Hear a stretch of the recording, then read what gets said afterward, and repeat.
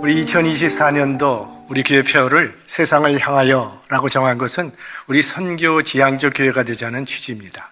이를 위해서 우리 교회가 지원하고 있는 선교지 몇 곳을 방문할 계획을 세웠는데, 선교지를 방문하는 데는 몇 가지 목적이 있습니다. 먼저는 우리 교회가 이 선교를 목표로 하고 있는데, 효과적인 선교를 할 수 있도록 방향을 제시할 책임이 목사에게 있기 때문이라고 생각하기 때문에 현지 답사를 하는 것입니다. 또 좀 불행한 일이지만 때로는 일부 선교사님들이 재정적인 의욕을 사서 불신풍조와 함께 선교 의욕을 저하시키는 일도 없지 않은 사실입니다. 그런 불필요한 의심이나 불평을 없애는 좋은 길은 현장을 답사해 보면 해결될 수 있는 일입니다. 그래서 우리 성도님들의 정성 어린 선교 헌금이 효과 있게 쓰여질 수 있게 하기 위해서 선교 현장을 방문하는 것입니다. 그리고 무엇보다도 현지에서 수고하고 계신 선교사님들을 격려하고 그들 혼자 외롭게 사역하고 있는 것이 아니라 그들을 기억하며 그들을 위하여 기도하고 있는 믿음의 형제들이 있다는 일체감을 주기 위해서 선교지를 방문하는 것입니다.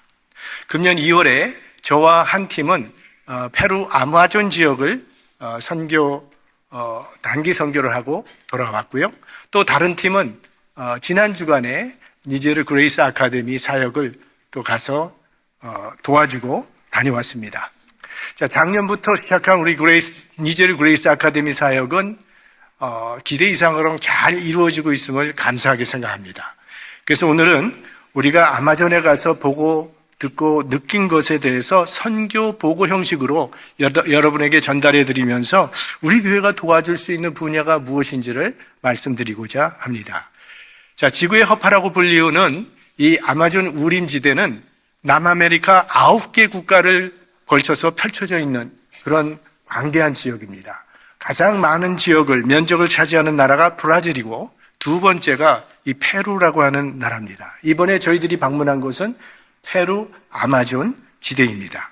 페루라고 하는 나라는 우리 한반도의 약 7배 크기의 굉장히 큰 그런 나라죠.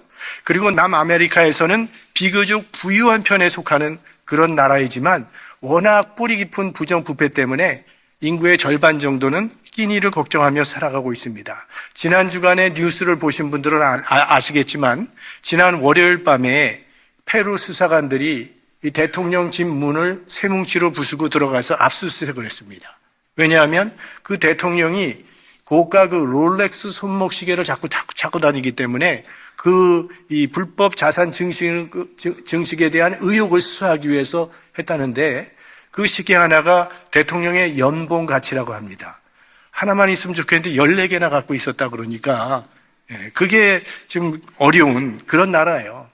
한편 페루는 풍부한 문화와 역사를 가지고 있는 나라이기도 합니다. 아마 우리 교인들 가운데서도 그 페루의 잉카 문화의 유산인 마추픽추 다녀오신 분들이 계실 것이라고 생각을 합니다. 이렇게 저희 일행은 LA 공항에서 출발해서 페루의 수도인 리마까지 8시간, 거기서 또 2시간을 타고 공항으로 이끼토스라고 하는 공항에 도착했고, 그곳에서 우리 한원강 선교사님께서 저희 일행들을 맞아주셨습니다. 이끼토스라고 하는 그 도시는 아마존 정글 속에 있는 도시로서는 세계에서 가장 큰 그런 도시고, 그 인구의 85% 정도는 하루를 일해서 하루 끼니를 먹고 살아가는 사람들입니다. 그래서 공항에서 자동차를 타고 정글을 뚫어 만들어 놓은 그 도로를 따라 2시간 정도를 더 드라이브해서 가면 나우따라고 하는 동네가 나오는데, 그곳이 우리 한 선교사님께서 정글을 개간해서 만든 선교센터가 있는 그곳입니다. 한 선교사님은 그곳을 선교의 교두보로 삼아서 아마존 정글 깊은 곳에 있는 미전도 종족을 찾아가서 복음을 전하는 미전도 종족 선교사십니다. 사도 바울의 선교가 오늘날까지도 선교의 모범으로 여겨지고 있는 이유 중에 하나는 바울은 남이 닦아놓은 터전에 집을 짓지 않기로 결심했기 때문입니다. 바울은 이미 교회가 세워져 있는 곳에는 다시 교회를 세우지 않았습니다. 새 밭을 개간했습니다. 경제 용어로 표현을 하면 바울은 레드 오션 선교가 아니라 블루 오션 선교를 했다는 말입니다. 우리 한원관 선교사님도 미전도 종족을 복음화하는 블루 오션 선교를 하고 있습니다. 우리 한인들이 남이 잘 된다 하면 옆에 똑같은 가게를 차려서 남의 업종 쪼개먹는 좀 좋지 않은 그런 습관들이 있지 않습니까? 부끄러운 일이지만 선교지에도 이런 일들이 일어날 수 있습니다. 실적을 올려야 하기 때문에. 사업도 선교도 창조성을 가지고 해야 할 필요가 있다고 봅니다. 우리 작년에 한원관 선교사님께서 우리 교회를 방문하셨는데 그때 그 살고 있는 곳이 오지라서 이 통신수단이 제한되어 있어서 불편하다고 하시길래 거기에 스타링크를 설치하시면 산간 오지에서도 인터넷이 터진다고 말씀드렸더니 거기에 선교센터에 스타링크를 설치하셨어요. 그 설치 비용 1,000불은 우리 교회가 드렸습니다. 그래서 이번에 저희 선교팀들은 그곳에 가서 우리 교회에서 드리는 예배도 인터넷으로 볼 수 있었고 우리 교회에 필요한 영상도 보낼 수가 있었던 겁니다.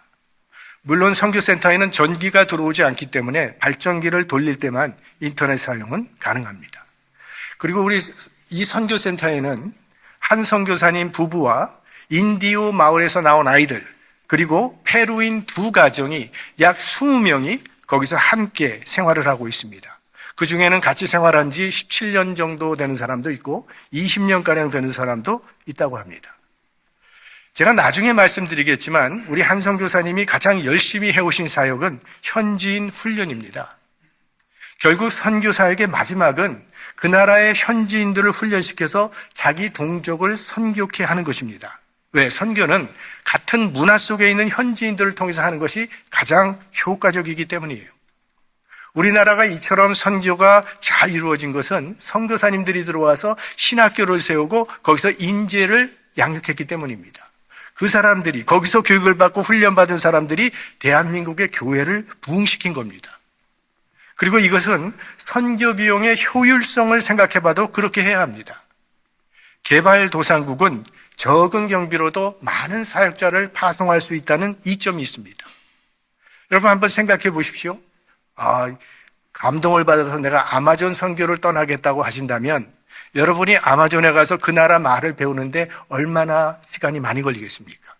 시간은 시간대로 걸리고 경비는 경비대로 들어가게 됩니다. 그러나 현지인을 훈련시키면 언어는 물론이거니와 효과적일 뿐만이 아니라 경비도 적게 된다는 이점이 있다는 거예요. 그래서 우리 팀은 선교센터에 도착해서 하루 쉬면서 다음 날에 이 산타실비아 인디오 마을에서 할 사역을 준비했습니다. 그리고 다음 날 새벽에 선교센터에서 한 30분 정도 떨어진 자그마한 항구에서 배를 타고 산타실비아 마을로 출발을 했습니다. 배에서 바라본 경치는 가도 끝이 없는 정글이었고 아프리카보다도 더 인간의 손을 타지 않은 그런 자연 그대로였습니다. 그래서 이 아마존 정글에 살고 있는 인디오들과 교류하기가 어려운 이유는 거기에 길을 만들기가 어렵기 때문입니다. 유일한 교통수단은 강물을 따라서 배로 다니는 길입니다. 우리 팀이 탔던 배는 모터가 2개 달려있는 쾌속종이에요. 전에도 말씀드렸지만 한 12시간 가면 될 거리인데 고장이 나는 바람에 17시간이 걸려서 도착을 했습니다. 우리가 해 떨어지기 전에 도착하기 위해서 새벽 일찍이 출발했는데 결국은 깜깜한 밤에야 도착하게 됐습니다. 그 산타실비아 마을에는 우라리나 종족이라고 하는 미전도 종족이 살고 있는데 그들은 외부와 철저히 단절된 삶을 살고 있는 사람들이에요. 거기를 우리 한 선교사님이 13년 전부터 접촉해 왔는데 13년 만에 한 가정에게 세례를 베풀었다고 합니다. 그리고 이곳에서 조금만 더 가면 에콰도르 국경이 나오는데 거기가 바로 에콰도르 아마존 유역에서 이 영화를 통해서도 우리에게 큰 감동을 줬던 짐 엘리엇 선교사가 순교한 현장이 바로 그곳입니다. 자, 산타실비아에 사는 우라니나 사람들은 땅에다 대충 나무와 잎사귀로 이파리로 집을 짓습니다. 더운 곳이니까 벽은 없습니다. 가재 도구락은 새까만 그릇 몇 개 있을 뿐입니다. 우리 팀이 가장 궁금했던 것은 화장실이 어디에 있느냐였는데 결국 못 찾았습니다.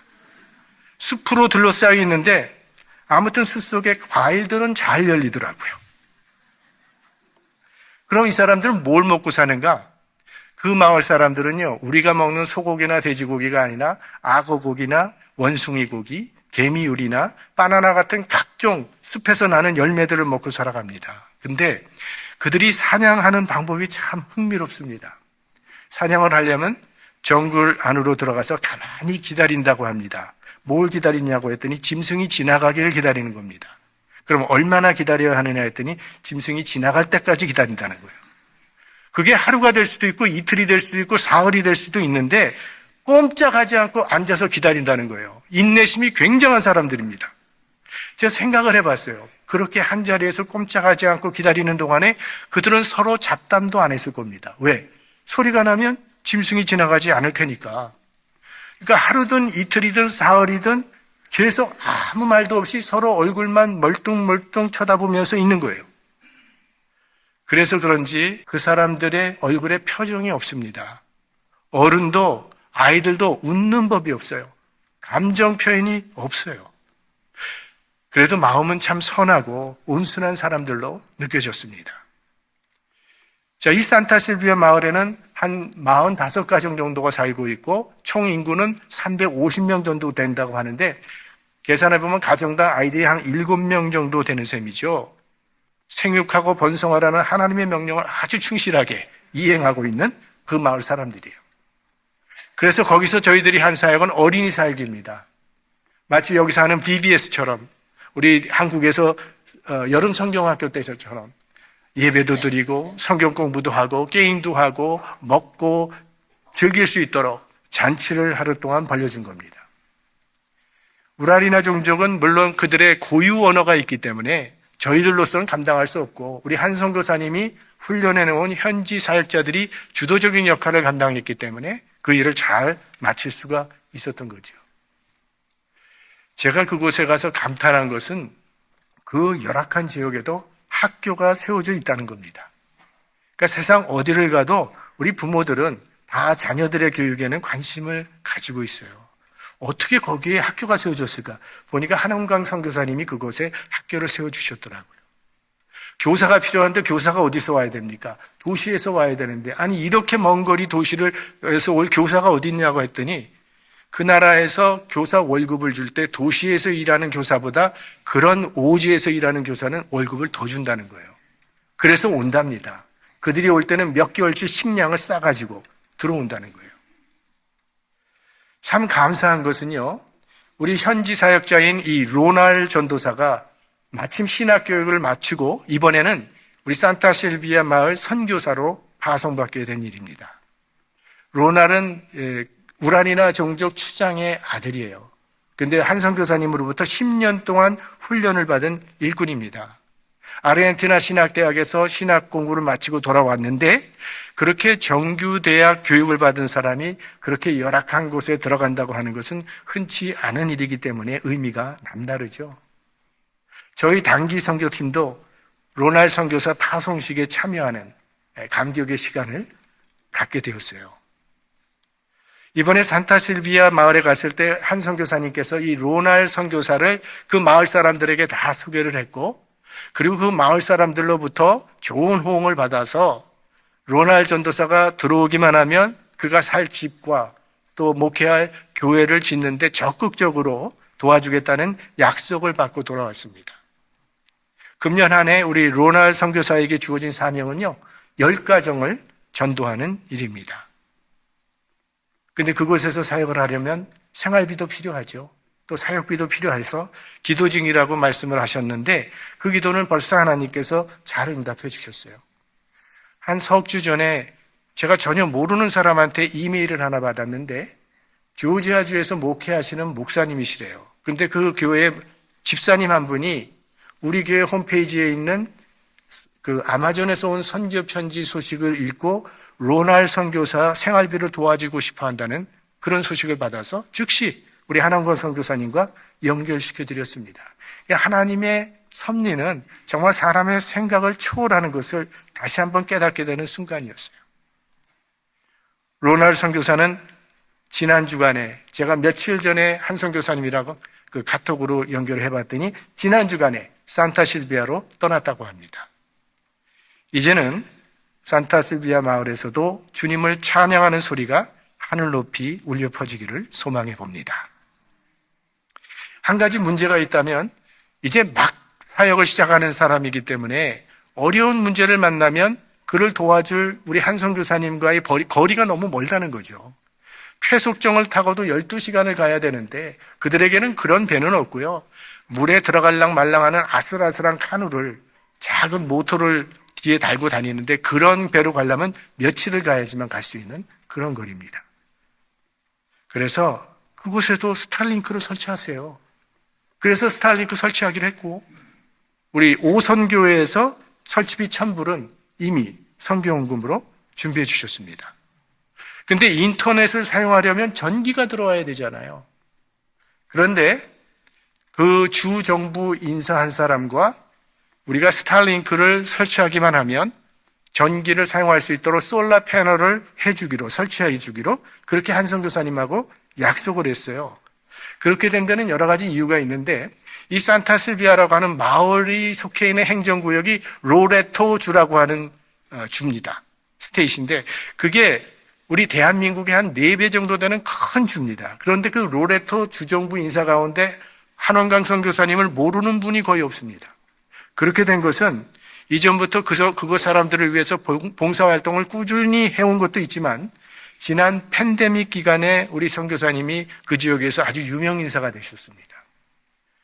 당시 그곳에 있는 의사들이 너무 많이 죽어서 의료 시스템이 완전히 붕괴되었고, 또 정부 관료들은 워낙 부정부패가 심해서 그들이 수입해온 검사 키트라든지 마스크들은요, 다 불량품이라는 거예요.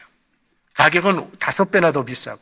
그러니까 마스크가 없으니까 바나나 잎으로 입을 가리고 다닐 정도로 참담한 상황이었다고 합니다.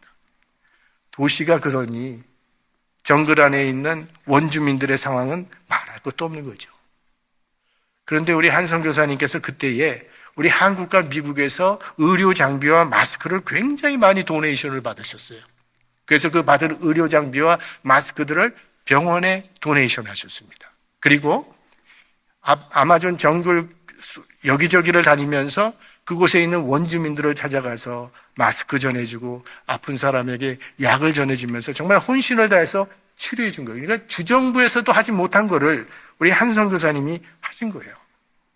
그래서요, 요즘은 선거철이 되면요, 나란 일 하는 사람들이 한 선교사님을 찾아서 같이 자꾸 사진 찍자고 한다는 거예요. 표 좀 더 받아보려고. 자, 이렇게 산타실비아 마을은요, 이제 현지인 사역자에게 인수인계가 잘 이루어져서 이제부터는 로날 선교사가 잘 감당해 나가리라고 그렇게 기대하고 생각합니다. 이제는 오랜 수건 사업인 선교센터가 세워져 있는 그 나우타 지역에 교회와 기독교 학교를 짓는 일이 남아 있습니다. 그동안 우리 한 선교사님은 선교센터에서 공동생활하면서 현지 사역자들을 훈련하는 일에 치중해 왔습니다. 자, 그 사역은 앞으로도 계속될 겁니다. 그러나 이제부터는 그곳에 교회를 세워서 페루인들을 위한 예배 공동체를 시작하려고 합니다. 그리고 그 교회를 중심으로 기독교 학교를 시작할 계획을 가지고 있어요. 자, 그곳은 어린이들이 많이 있기 때문에 일단 세워지기가 어렵지, 학교가 세워지기만 한다면 학생들은 얼마든지 모을 수가 있고, 또 교사들은 나라에서 월급을 주기 때문에 학교를 운영하는 데는 거의 다른 비용은 들 게 없다라고 보면 됩니다. 그 나라도 어느 나라나 마찬가지로 교육에 관심이 많기 때문에 우리 선교사님께서 예배당 겸 학교를 세우려고 한다고 하니까 지금 페루 정부에서도 대단히 큰 관심을 보이고 있고, 다음 달 5월 18일에 그 교회 착공식을 한다고 하는데, 그 착공식 때 페루 정부의 국회의원과 그 로레토 주지사하고 주의 의장, 또 로레토 주에 있는 교육 담당자들이 다 참석할 예정이라고 해요. 그만큼 관심이 높은 거죠. 교회가 세워지고 학교가 세워지면 본인들에게 큰 유익이 있다는 걸 아니까. 그런데 이 교회와 학교는요, 하나님 나라 확장을 위해서 매우 중요한 선교 전략입니다. 예수님 이후로 지금까지 세상에 복음이 증거되는 과정에서 가장 효과적인 제도가 바로 교회예요. 왜냐하면 어떤 지역에 교회를 세워주면 그 교회는 그 지역에 예수 믿지 않는 사람을 예수 믿도록 인도하는 데 최선을 다할 뿐만이 아니라 이미 예수 믿는 사람들의 신앙을 유지해가며 성숙해 나갈 수 있도록 최선을 다해주고, 또 그 사회의, 지역사회의 빛과 소금의 역할을 잘 감당할 것이기 때문입니다. 그래서 하나님 나라 확장에 가장 효과적인 제도가 교회고, 우리도 이렇게 교회를 중심으로 예배도 드리지만 하나님 나라 확장을 위해서 힘쓰는 그런 기관이, 공동체가 교회이기 때문에 세상에 교회가 그렇게 많아진 거예요. 그리고는 교육입니다. 우리 조선 땅에 들어온 선교사님들은 교육을 통한 선교에 중점을 두었습니다.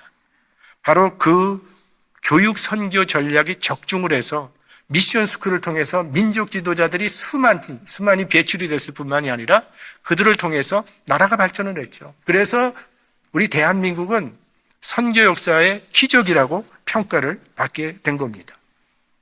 이제 5월 18일 다음 달에 착공식을 하게 되면 대개 건축은 한 1년 정도면 완공이 된다고 해요. 그래서 이렇게 교회와 학교가 시작되면 그 지역에 있는 우리 수많은 청소년들이 어릴 때부터 기독교 교육을 받아가면서 나중에 그 사회가 필요로 하는 훌륭한 일꾼들이 될 수 있는 기회가 열리게 되는 거죠. 자, 아까 로날 선교사는 이제 신학교를 졸업하고 산타 실비아 마을로 들어갔다고 말씀을 드렸는데, 우리 선교사님이 훈련시킨 또 다른 2명의 사역자가 지금 신학교 졸업반에 있습니다. 제가 전에 한번 말씀드렸죠. 이름이 아마돌과 마가리타라고 하는 신학생인데요. 역시 아르헨티나에서 공부를 하고 있는데, 이들이 내년에 졸업을 하고 페루로 돌아오면 내년에 완공될 교회와 학교에서 사역을 담당하게 됩니다. 학교에서 이들은 교사로 일하면서 사역을 하게 되기 때문에 나라에서 월급을 받게 될 것이기 때문에 외부 지원이 없이도 지속적인 사역이 가능해집니다. 그래서 제가 선교사님께 물어봤어요. 건축기금이 얼마나 듭니까? 그리고 얼마나 준비가 되어 있습니까? 건축 비용이 꽤 많이 듭니다. 총액이 15만 불이 든다고 합니다. 근데 현재 5만 불 정도가 기금이 마련되어 있다고 해요. 그래서 우리 교회에서 건축기금으로 한 5만 불 정도를 마련해 볼 테니까 선교사님도 5만 불을 더 모금해 볼 수 있겠느냐고 해서 그렇게 해보기로 했습니다. 약속은 제가 했지만 하는 일은 여러분들이 하시는 거니까. 건축하는데 비용이 좀 많이 들기는 하지만요, 일단 건축이 완공되기만 하면 별 외부 지원 없이도 자체적으로 가능하기 때문에 우리 교회가 동참하면 참 가치도 있고 보람도 있는 사역이라고 생각을 합니다. 그래서 오늘을 선교주일로 정하고 여러분들의 도움과 헌신을 청하게 된 것입니다. 일반적으로 우리 선교사님들이 많이 계시는데, 우리 선교사님들을 약 4가지 유형으로 분류할 수가 있습니다. 첫째는 아무런 일도 하지 않는 선교사님들도 있습니다. 선교지에 온 지 10년, 20년이 되었건만 아무 일도 하지 않습니다. 선교적 사명이 없어서 그럴 수도 있고 무능해서 그럴 수도 있습니다. 그러다 보니 후원하는 조직도 없고 후원하는 사람들도 별로 없습니다. 이런 분들은 어디 가도 마찬가지입니다. 두 번째로는 사역은 신통치 않은데 자기 홍보에 탁월해서 후원 조직이 든든한 선교사들도 있습니다. 선교지에서 별 선교와 관계없는 삶을 살아감에도 불구하고 자기 홍보를 잘했기 때문에 선교비를 넉넉하게 후원받아 살아갑니다. 선교를 도구화하는 경우죠. 세 번째는 사역도 잘하고 자기 홍보도 잘해서 막강한 후원 조직을 가지고 있는 선교사님들도 있습니다. 아주 유능한 선교사입니다. 정말 선교지 방문해 보면요, 놀랄 정도로 사역이 잘 이루어지고 있습니다. 언어와 문화가 다른 나라에 가서 선교 사역을 그렇게 효과적으로 수행한다고 하는 것은요, 분명히 선교사 개인의 뛰어난 역량입니다. 그리고 홍보 실력도 탁월해서 선교비 지원을 넉넉하게 받아가며 사역을 펼쳐갑니다. 일반적으로 이런 분들을 가장 이상적인 선교사님으로 생각을 하고, 그래서 주로 이런 분들에게 선교비가 몰립니다. 그런데 사실은 이런 선교사가 가장 큰 위험에 노출되어 있는 것입니다. 능력도 탁월하고 후원 조직도 막강하기 때문에 선교지에서 자기 왕국을 세우고 군림하는 삶을 살아갈 수가 있기 때문에, 선교 후원비로 구입한 부동산 같은 재산을 사유화해버리고 금전적으로 무리를 일으키는 일부 선교사들은 이런 유형에 속하는 선교사님들입니다. 마지막으로 선교 현장에서 주님의 손과 발이 되어 살아가면서도 자기 홍보가 취약해서 혹은 체질적으로 홍보하기를 싫어해서 어려운 가운데서도 묵묵하게 선교 사명을 감당하고 있는 선교사. 자, 이렇게 네 부류의 선교사가 있는데 우리가 관심을 가져야 할 대상은 바로 이런 분들이에요. 이번에 짧은 방문 기간 동안 제가 가서 보고 느낀 우리 한원광 선교사님은 정말 독립투사 같은 강인한 분이라는 인상을 받았습니다. 어디 갖다 놔도 살아남을 수 있는 그런 선교사님. 20년 전에 아마존 정글 깊은 곳에서 살아가고 있는 마을을 방문한 그것이 계기가 되어서 자비량으로 선교를 시작했는데 정말 대단히 놀라운 일들을 이루어 놓으셨습니다. 제가 선교지를 방문할 때마다 가장 감사하고 고맙게 생각하는 것은 우리 선교사님의 가정입니다. 우리는 며칠 잠깐 머물기도 힘든 지역에서 이름 없이 빚도 없이 일생을 헌신하고 계신 우리 선교사님들의 수고와 헌신은 절대적으로 존경과 찬사를 받아야 합니다. 그 선교사님들의 그 발이 오늘 이사야 선지자가 말한 말씀과 같다고 생각했기 때문에 저는 오늘 이사야서를 본문으로 정했던 겁니다. 이 시간에 우리 이사야서 52장 7절 말씀은 한 목소리로 합독해 보겠습니다. 좋은 소식을 가져오며 평화를 공포하며 복된 좋은 소식을 가져오며 구원을 공포하며 시온을 향하여 이르기를 네 하나님이 통치하신다 하는 자의 산을 넘는 발이 어찌 그리 아름다운고. 복음의 좋은 소식을 전하고 있는 선교사님들의 발이 주님 보시기에 얼마나 아름답겠습니까? 우리 현지 선교사님들의 역할이 복음을 전달하는 발이라면 우리 교회의 역할은 그들의 발에 신기운 신발과 같은 역할이죠.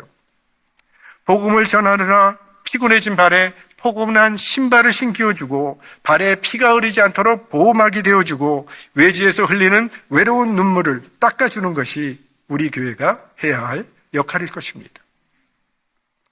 오늘도 세계 도처에서 하나님 나라 확장을 위해서 헌신하고 계신 우리 선교사님들의 가정과 사역 위에 우리 주님의 크신 은총과 능력이 함께 계시기를 기도하면서 우리 교회와 교인 여러분들이 그들의 든든한 후원자가 되어주시기를 주의 이름으로 축원합니다.